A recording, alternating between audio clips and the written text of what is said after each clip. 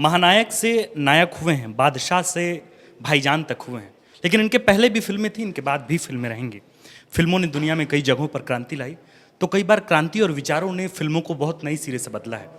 Film making से जुड़े कई लोग हैं जो बार बार फिल्म के माध्यम से, फ़ोन के माध्यम से फिल्मिंग का काम करते हैं। हमारे साथ सुशील अंकन हैं जो फिल्म मेकिंग का काम करते हैं, कई सालों से इससे जुड़े हुए हैं। सर, पहले ये बताएं कि फिल्म मेकिंग फ़ोन के माध्यम से, लोग सिनेमा घरों में हाथ पकड़ के फिल्म देखते थे, आपने तो फ़ोन पर लिया है, क्यों? इसलिए कि ये सहज सर्वसुलभ हो जाए। कारण इसका यही है। मोबाइल से अगर हम फिल्म बनाते हैं तो एक तो बजट फैक्टर जो हमारा है वो प्रभावित होता है। आज के हमारे जो बच्चे हैं या जो फिल्म की पढ़ाई पढ़ रहे हैं उनके पास बहुत बजट होता नहीं है। अगर उनके पास एक अच्छा मोबाइल फ़ोन है तो वो फ़ोन से ही अच्छी फिल्में बना सकते हैं। और यही उद्देश्य है इसके पीछे कि हमारे स्टूडेंट्स प्रभावित हों इससे, प्रेरित हों इससे और मोबाइल पर ही काम करें, क्योंकि सारी टेक्नोलॉजी तो वही है जो हम बड़े कैमरा से करते हैं वही मोबाइल से करते हैं। अभी जिक्र हो रहा था कुछ पल सुकून के। क्या है ये पूरी स्टोरी, क्या है और इसकी प्रेरणा आपको कहाँ से मिली कि इस तरह की फिल्में, परिवार को लेकर जो चीज़ें फिल्म में बात की जा रही है, एक तरह से पूरा समाज कहीं ना कहीं परिवारों में बिखराव है, आपने पूरे फिल्म में परिवार को लेकर बात की, परिवार की एकजुटता के बारे में बात की। क्या है इस फिल्म के बारे में जो प्रेरक चीज़ें वो हमें बताएं। वसुधैव कुटुंबकम। हम अगर संगठित परिवार में हैं जहाँ बड़े बुजुर्ग भी रहते हैं, माता पिता भी रहते हैं, बच्चे भी रहते हैं, भाई बहन, सब सारे लोग मिल के रहते हैं, तो हम लोग देखते हैं कि हम लोग बहुत खुश रहते हैं। लेकिन जो भारतीय संस्कृति है उसको पता नहीं क्यों लोग दूसरे ढंग से पेंट करना शुरू कर दिए हैं। जो भारत में परिवार का कॉन्सेप्ट शुरू से रहा है वो अब छिन्न भिन्न होने लगा है। तो मुझे लगा कि अगर इसमें एक हमारा गिलहरी प्रयास हो जाए तो बुराई क्या है।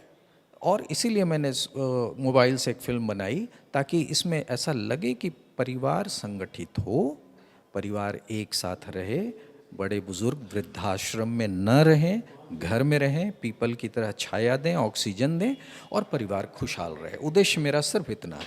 सर, अमेजन और नेटफ्लिक्स का दौर है, अब तो बड़े बड़े लोग डेब्यू कर रहे हैं और छोटे पर्दे पर आ रहे हैं और बड़ी कमाई हो रही है। गाली गलौज का एक ज़माना शुरू है। आप मतलब तमाम लोग जो हैं मिर्ज़ापुर और तमाम जैसी चीज़ें देख रहे हैं और बहुत लोग क्रिएटिव भी हैं, बहुत लोग क्रिएटिव काम भी कर रहे हैं। इस गाली गलौज वाले माहौल को जो वेब सीरीज़ की दुनिया में चल पड़ा है और आप जो फिल्म मेकिंग करते हैं, दोनों में ज़मीन आसमान का फ़र्क है।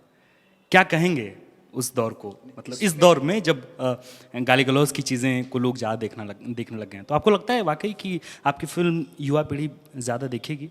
इसमें मीडिया की बहुत बड़ी जिम्मेदारी है, भूमिका है। आप मीडिया हो, आपको चाहिए कि आप क्या दिखाएं। जो गाली गलौज दिखाना है वो मीडिया की भी जिम्मेदारी है कि गाली गलौज न दिखाएं।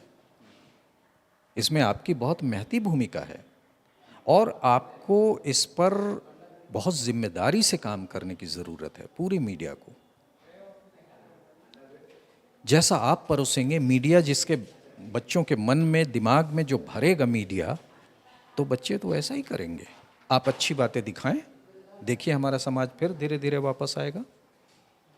और इसके पीछे मेरा यही कोशिश रही है कि अच्छी बातों को सामने आना चाहिए।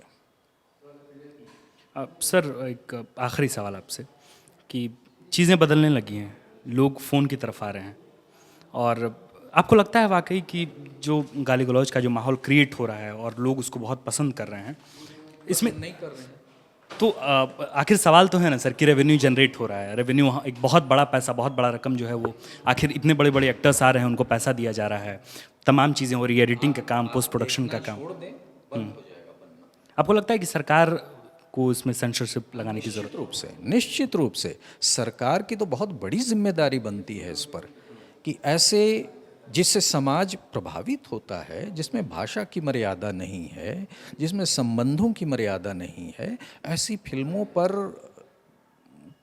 रोक लगाई जाए और जितने अभी अनाप शनाप OTT प्लेटफॉर्म बनते जा रहे हैं, जिसको जो मन में आ रहा है वो काम हो रहा है वहाँ, तो निश्चित रूप से कहीं ना कहीं सरकार को जिम्मेदारी लेनी होगी और ऐसे कंटेंट को रोकना होगा जिससे हमारी संस्कृति विक्षिप्त होती है या अपसंस्कृति पनपती है, इसको रोकना होगा। आप जिस मैसेज को लेके ये फिल्म बनाए हैं, आपको लगता है ये मैसेज बहुत बड़े स्तर तक जा पाएगा? जैसे अमेजन और तमाम लोग जो वेब सीरीज़ बना रहे हैं, जो उनकी ऑडियंस है, वहाँ तक ये बात पहुँचेगी आपकी? बिल्कुल नहीं, वहाँ तक ये पहुँचेगी ही नहीं, क्योंकि ऐसी फिल्में सिर्फ सिमट कर रह जाती हैं, सीमित हो जाती हैं। क्या वजह है, क्यों ऐसा हो गया अचानक हमारे समाज में? ये बदलाव धीरे धीरे क्यों? ये संकीर्ण मानसिकता असल में शुरुआत कहाँ से हुई, क्या लगता है? आप तो फिल्म मीडिया इसमें फिल्म मेकिंग का कहीं कोई दोष नहीं, सिर्फ मीडिया का दोष रहा है? फिल्म मेकिंग भी तो मीडिया है। मीडिया का मतलब सिर्फ आप जो कर रहे हो वो मीडिया नहीं है, पूरी संचार व्यवस्था, पूरा संचार, जन संचार, मास कम्युनिकेशन, फिल्म भी उसका एक पार्ट है। आप अच्छी चीज़ें दिखाना शुरू करो, लोग धीरे धीरे सुधर जाएंगे। चलिए, धन्यवाद, मेरा कार्यक्रम है। ओके, बहुत बहुत शुक्रिया। इस वक्त हमारे साथ सुशील अंकन थे और फिल्मों को लेके कई तरह की क्रिएटिव चीज़ें, कई तरह के कंटेंट ये हमेशा लाते रहे हैं। हम उम्मीद करते हैं कि इनकी फिल्म लोगों तक पहुंचेगी और जिस उद्देश्य के साथ लगातार जो फिल्म मेकिंग में भी एक नई क्रांति की शुरुआत हो चुकी है, ऐसा हम इसलिए भी कह रहे हैं क्योंकि देखिए, गांधी पर फिल्म बनी और एक अंग्रेज ने एक फिल्म बनाई थी गांधी पर सन 1982 में। उस फिल्म को 9 ऑस्कर मिले थे, 8 ऑस्कर मिले थे, माफ़ कीजिएगा।